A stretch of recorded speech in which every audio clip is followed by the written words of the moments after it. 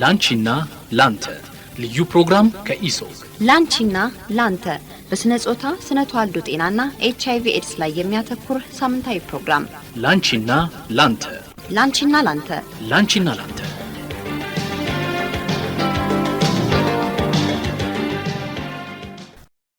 ጤና ይስጥልኝ ክቡራን ተመልካቾቻችን፣ ይህ በኢትዮጵያ የጽንስና ማህፀን ሐኪሞች ማህበር ኢሶግ የሚቀርበው የላንቺና ላንተ የዩቲዩብ ገጻችን ነው። ዛሬ በእርግዝና ወቅት ስለሚከሰት የደም ግፊት እናነሳለን። ስለዚህ ጉዳይ እንዲያነሱልን በሰፊውም እንዲገልጹልን ባለሙያ ጋብዣለሁ። ከባለሙያው ጋር ሰፊ ቆይታ ይኖረናል። አብራችሁ እንድትቆዩ ጋብዛለሁ።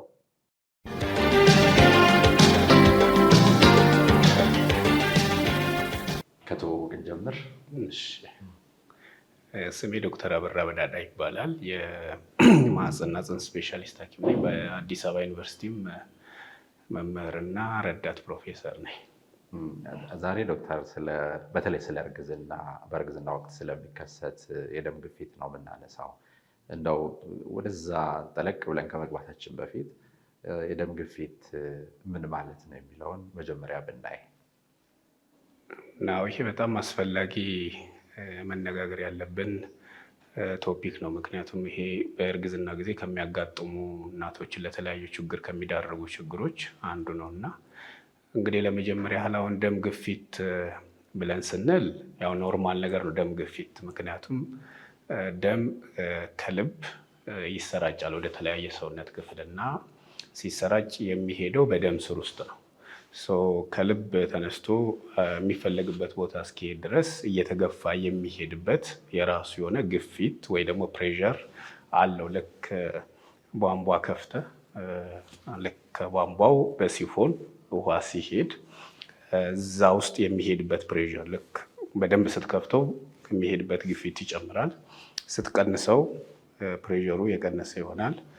ምሳሌ ሲፎኗን ስታጠባት ፕሬዠሩ ከፍ ይላል። ስታሰፋው ሲረዝም ፕሬዠር ወይ ግፊት ማለት ያ ደም በደም ስር ውስጥ የሚገፋበት ኃይል ወይ ደግሞ ግፊት ማለት ነው።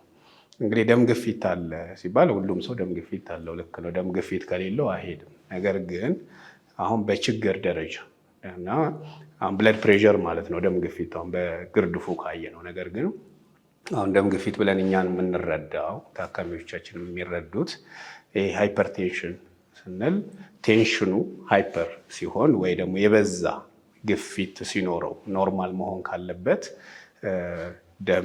ደም ስር ውስጥ የሚሄድበት ግፊቱ ከኖርማል በላይ ሲሆን ደም ግፊት ወይ ደግሞ ይሄ ሃይፐርቴንሽን አለ እንላለን።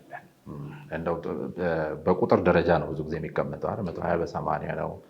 አንዳንዶች እዚህ ላይ አሁን ወደ እናቶች እየተንደረደረን ከመግባታችን በፊት ብዬ ነው። አንዳንድ ጊዜ ለምሳሌ የላይኛው 120 የስረኛው 80 ይባላል። አንዳንድ ሰው በጣም ራሱ ላይ ካልሆነ እንደው አናቷ ላይ ነው የሚባለው 120/80 ካልሆነ የሚባልበት ሁኔታ አለ።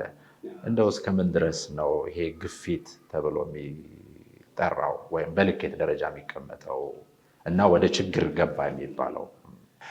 እንግዲህ ልክ ነው። አሁን ምንድን ነው እንግዲህ በተለምዶ ይሄ ደም ግፊት 120/80 ነው እንላለን። የአንድ ሰው የልብ ምት 72 ነው ምናምን ይባላል። በሕክምና አንድ ከት ኦፍ ፖይንት አይኖርም። ብዙ ጊዜ በግፊት ብቻ ሳይሆን በሌሎቹም ነገሮች ማለት ነው እና ሬንጅ ነው ያለው። ብዙ ጊዜ አሁን ኖርማል ሬንጅ የሚባል ይኖራል። አሁን ኖርማል ሬንጅ ሲባል የታችኛው አለ ከፍተኛው አለ። በዛ ሬንጅ ውስጥ እስከሆነ ድረስ ኖርማል ነው ይባላል። ለምሳሌ አሁን ለደም ግፊት 90 ከላይ ያለው እና 60 ከስር ያለው ከላይ ያለው 140 እና ከስር ያለው 90 አሁን በዚህ ሬንጅ ውስጥ ሲሆን ደም ግፊቱ ኖርማል ሬንጅ ውስጥ ነው ይባላል አብዛኛውን ጊዜ። በእርግጥ አሁን ይሄ እንግዲህ በሌላ በኩል እንዴት ማየት ይቻላል? አሁን በእናቶች ኮንቴክስት ከወሰድነው የእናት የደም ግፊቷ መጠን ከላይ ያለው 140 እና ከዛ በላይ ወይ ከስር ያለው 90 እና ከዛ በላይ ሲሆን ደም ግፊት አላት ወይ ደግሞ ግፊቷ ከፍ ብሏል ይባላል። ነገር ግን በዚህ ውስጥ አንድ መረዳት የሚያስፈልገው ነገር ምንድን ነው? ይሄ ኖርማል አሁን አንድ እናት ብዙ ጊዜ ክትትሏ ላይ 100/60 90/60 100/70 የሆነች አንድ እናት ደሟ ለምሳሌ ከ100/60 ከላይ ያለው 130 ቢሄድ ከስር ያለው 60 እንደዚህ 80 ቢሄድ ይሄ ነገር አሁን በቁጥር ደረጃ ከወሰድነው 140/90 ጋር አልደረሰም። ነገር ግን ከነበረው ቤዝ ላይን የመጨመር ነገር ያሳያል። አሁን እነዚህኞቹ ድሮ አሁን ደም ግፊት አለ ሲባል በእርግዝና ጊዜ በዚህ መንገድ ነበር የሚታየው። ይሄ ከነበረው የ30 ሚሊሜትር ኦፍ ሜርኩሪ ነው የሚለካው በላይ ሲሆን ከላይ ያለው ከስር ያለው ደግሞ 15 ሲጨምር አሁን ግፊቷ ጨመረ ይባላል 140/90 ባይደርስ። ነገር ግን አሁን ብዙም ይሄንን ነገር አንጠቀመው። ይሄ ለክትትል ይጠቅመናል። አንድ እናት ፓተርኑ እንዴት እየሆነ ነው ሂደቱ፣ የደም ግፊቷ ሁኔታ በምን ሁኔታ ላይ ነው ያለው የሚለውን ለመከታተል ይጠቅመናል። ነገር ግን ግፊቱ ከፍ ብሏል እንደ ችግር ብለን የምናየው ከላይ ያለው 140 እና ከዛ በላይ ኦር ወይንም ከስር ያለው 90 እና ከዛ በላይ ነሰር ሁለቱም ግዴታ መሆን አይጠበቅባቸውም። ከሁለቱ አንዱ ካለ በእርግዝና ጊዜ ደም ግፊት ወይ ደግሞ ፕሬሸር ወይ ግፊቱ ከፍ ብሏል ብለን እንወስደዋለን ማለት ነው። አንዳንድ ጊዜ ምናልባት የአጠራር ሁኔታ ሊሆን ይችላል ብዬ እገምታለሁ። አንዳንድ ሰዎች የደም ግፊት፣ የደም ማነስ፣ የደም ብዛት እነዚህ ነገሮች የተምታቱበት እና በተለያየ ሁኔታ ውስጥ የሚገለጽበት ሁኔታ አለ። ግልጽ እናደርጋት ዶክተር። አዎ እንደውም ይሄ ብዙ ጊዜ ሕክምና ላይ የሚያጋጥመን ያ ነው። ሰው ደም ማነስም ደም ግፊትም እንዴት ይኖረዋል የሚል አይነት እንትን አለ እና ትንሽ አሁን እንግዲህ ግፊትን ቅድም ለማስረዳት በሞከርኩት መንገድ ይሄ ደም በደም ስር ውስጥ የሚሄድበት ፕሬሸር ወይ ግፊት አድርገን መረዳቱ ያስፈልጋል። ስለዚህ ቅድም እንዳልኩት ደም ከልብ ይሰራጫል። ልብ ደምን ትገፋለች። ያ የሚገፋው ከልብ ተነስቶ በደም ስር ውስጥ ወደ ሆነ ታርጌት ኦርጋን ለምሳሌ ወደ አይናችን ሊሆን ይችላል፣ ወደ አይምሮ ሊሆን ይችላል፣ ወደ ኩላሊት ሊሆን ይችላል፣ ወደ የሰውነት አካል በደም ስር ውስጥ ያልፋል ደም። ስለዚህ ምንድነው እንደሚጓዘው ርቀት ደም ስሩ እንዳለው ጥበትና ስፋት እንዳለው የመኮማተር ኃይል እና ከልብ እንደሚገፋበት ፓወር በዛ ውስጥ የሚሄድበት ግፊት ይለያያል ማለት ነው። ስለዚህ ይሄ ፕሬሸር የምንለው ወይ ደግሞ ግፊቱ በዛ መንገድ ነው የሚገለጸው። ነገር ግን አሁን ደም ማነስ ምናምን ስንል ምን ማለት ነው? ይሄ አኒሚያ ይባላል። አኒሚያ ወይ ደም ማነስ እንግዲህ በምን መንገድ ይረዳል? ደም ካየኸው አሁን ቀይ ከለር አለው አይደለ? ደም አሁን ቀይ ከለር እንዲኖረው የሚያደርግ ማቅለሚያው አለ፣ ሂሞግሎቢን ይባላል። ያ ሂሞግሎቢን ቀይ ደም ያ ቀይ ከለር እንዲኖረው ያደርጋል። አይተህ ከሆነ አንዳንድ ሰው እጅ ነጣ ገረጣ ምናምን ይባላል። አንዳንድ ሰው ደሙ ጥቁር ነው ምናምን። አሁን ስለዚህ የዛ ሂሞግሎቢን የሚባለው ሞለኪውል ደም ውስጥ ኦክሲጅን ተሸክሞ ወደ ተለያየ ሰውነት ክፍል የሚያደርሰው እንትን ነው ሞለኪውል ነው። ምን ይሆናል? የዛ ሂሞግሎቢን መጠን አንዳንድ ጊዜ እንትን ይላል፣ ያንሳል ሰውነት ውስጥ። ሰውነት ውስጥ ሲያንስ ምን ይሆናል? ያ ቀዩ ከለር ይነጣል ማለት ነው። ደም ሰው ነጣ፣ አሁን እጁ ነጣ ገረጣ ምናምን ሲባል ሰው የዛ የሂሞግሎቢን መጠን ቀይ ከለር የሚሰጠው ለደሙ ለዛ መጠን ሲቀንስ ደም ማነስ አለ ይባላል በተለምዶ። ስለዚህ አኒሚያ ወይ ደም ማነስ ስንል ከግፊት ጋር የሚገናኝ ነገር አይደለም። ከዛ ሂሞግሎቢን የሚባለው እንዴት ማስረዳት ይቻላል? በቀላሉ ለምሳሌ ውሃውን ቅድም ባልነው ይሄ ሲፎን ውስጥ የሚሄደውን ውሃ ንጹህም ውሃ ድፍርስም ውሃ ሊሆን ይችላል አይደለ? ውሃው ለምሳሌ ድፍርስ ውሃም ቢሆን ያ እንዲደፈርስ ያደረገው ውሃ ውስጥ ያለው ደርት ወይ ደግሞ ይሄ ቆሻሻ ነገሩን እንደ ሂሞግሎቢን ብንወስደው ያ ነገር ንጹህም ውሃ ቢሆን ምንድነው ይሄ ቆሻሻም ውሃ ቢሆን ፕሬሸሩ እስካለው ድረስ በደንብ ቧንቧው እስከተከፈተ ድረስ ወይ ሲፎኑ እስከያዝከው ድረስ ፕሬሸር ይኖረዋል። ፕሬሸሩ ፒውርሊ ውሃው ንጹህ ከመሆን ካለመሆን ጋር ብቻ አይደለም የሚገናኘው ማለት ነው። ደም ማነስ ስንል ግን ከሂሞግሎቢን ከዚህ ከአይረን ጋር የሚገናኝ ነው እና የሚታወቀው እሱ በልኬት አይደለም። አሁን ብዙ ጊዜ ይሄ እጅ ላይ አስረን በጆሮ እያዳመጥን ከላይ 120 ከስር 180 የምንለው እሱ ግፊት ነው። ደም ማነስ የሚታወቀው በላቦራቶሪ ምርመራ ነው። ላቦራቶሪ ምርመራ ደም ተወስዶ ሳምፕል ይላክና የሂሞግሎቢን መጠኑ ከዚህ በታች አሁን በተለምዶ ለእርግዝና ሲሆን ከ10.5 በታች ግራም ፐር ዴሲሊትር ከዛ በታች ሲሆን ደም ማነስ አለው የአኒሚያ አለ ይባላል። ደም ማነስ በላቦራቶሪ የሚታወቅ የሂሞግሎቢን ወይ ቀይ ደም እንዲኖረው የሚያደርገው መጠን ማነስ ማለት ነው እንጂ ከግፊት ጋር ብዙ ጊዜ ያው በተለምዶ ደም ማነስ አለብኝ ያሉኝ ከዛ ደም ግፊትም አለ እንዴት ይሆናል ይሄ አንድ ላይ ይባላል እና በዛ መንገድ መረዳት አስፈላጊ ነው። እንደው የደም ብዛት የሚባል ሳለ ደም ብዛትም ግፊቱን ነው ደም ብዛት ብሎ የሚገልጹት። አሁን ደም ብዛት ወይ ደም ግፊት የሚባለው ከእንትኑ አንጻር ነው። ይሄ የግፊቱን አይ ቲንክ ብዙ ጊዜ የሚጠቀሙት ይሄ ግፊት አለ ስንል ያንን እንደ ደም ብዛት አለበት ተባልኩኝ ይባላል እንጂ አሁን ደም ብዛትን እንደው በሕክምናው ብንወስደው ብንል ፖሊሳይቴሚያ የሚለው የበለጠ ይገልጿል። ፖሊሳይቴሚያ ማለት ቅድም ያልኩት የሂሞግሎቢን መጠኑ መጨመር ማለት ነው፣ ኤክሰስ መሆን ማለት ነው። እንደው ብዙ ጊዜ እናቶች በተለይ በእርግዝና ወቅት ዛሬ ርዕሳችንም እሱ ስለሆነ ብዬ ነው። ለምሳሌ የክትትል ሁኔታዎች ይኖራሉ አይደል? በየጊዜው ሐኪም ታያለች፣ በወርም በ3 ወርም እንደዚህ አይነት ክትትሎች አሉ።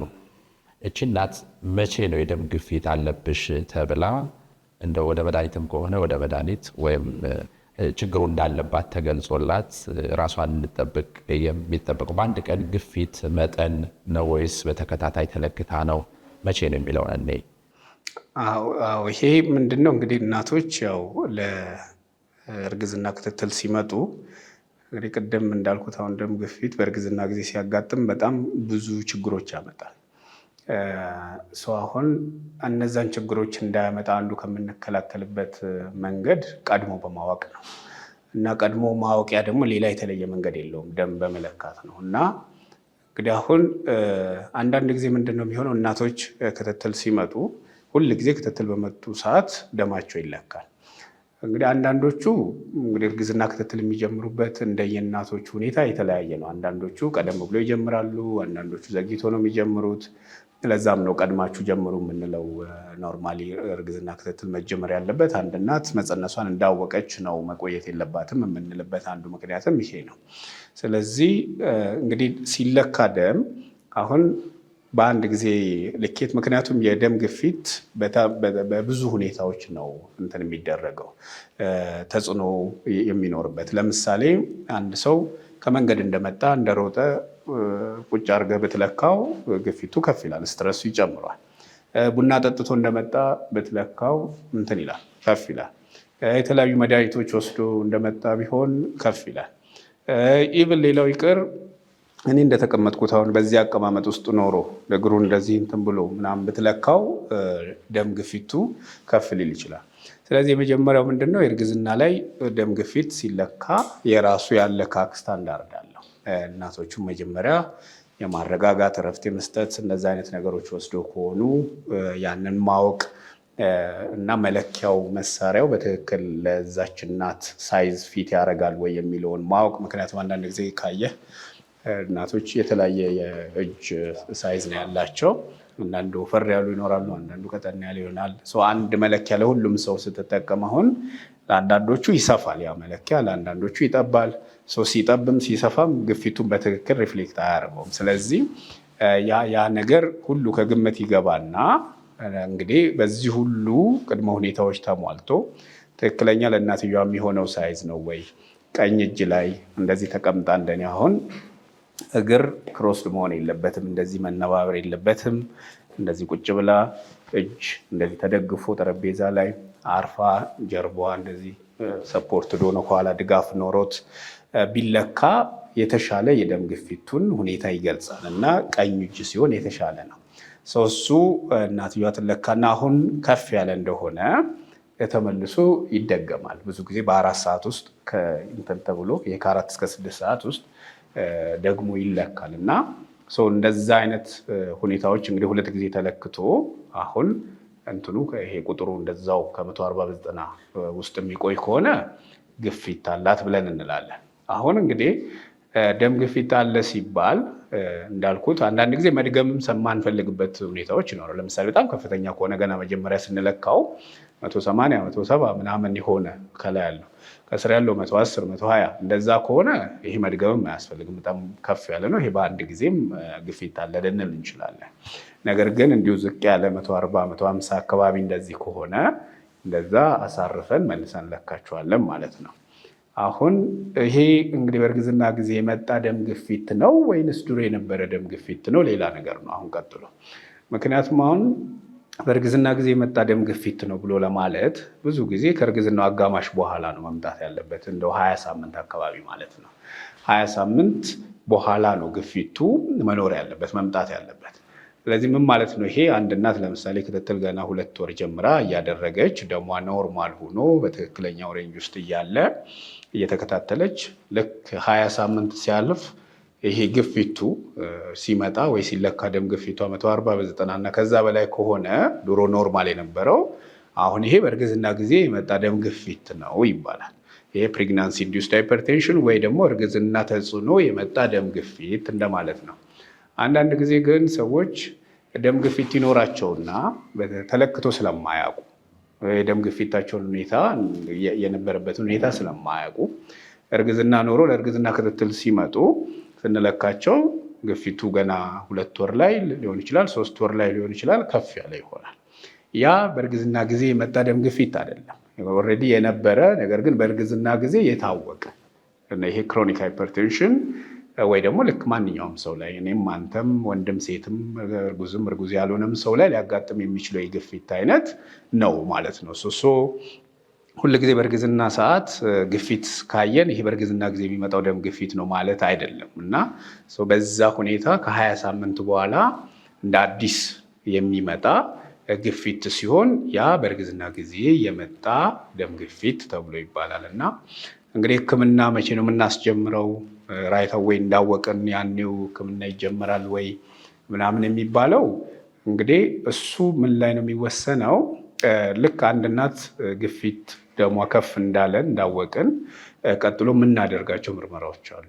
አሁን እነዚህ ላቦራቶሪ ምርመራዎች አሉ፣ እነሱ እናደርጋለን። የግፊቱ መጠን ምን ያህል ነው፣ እናትየዋ ምን ምልክቶች ይሰሟታል የሚለው ላይ ይወሰናል።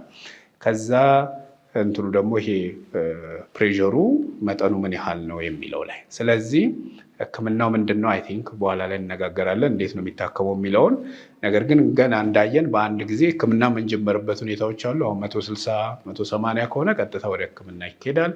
ከዛ በታች ከሆነ ደግሞ እንዳልኩ እንደ ሁኔታው ምርመራዎች አድርገን በዛ ሁኔታ ነው የሚቀጥለው።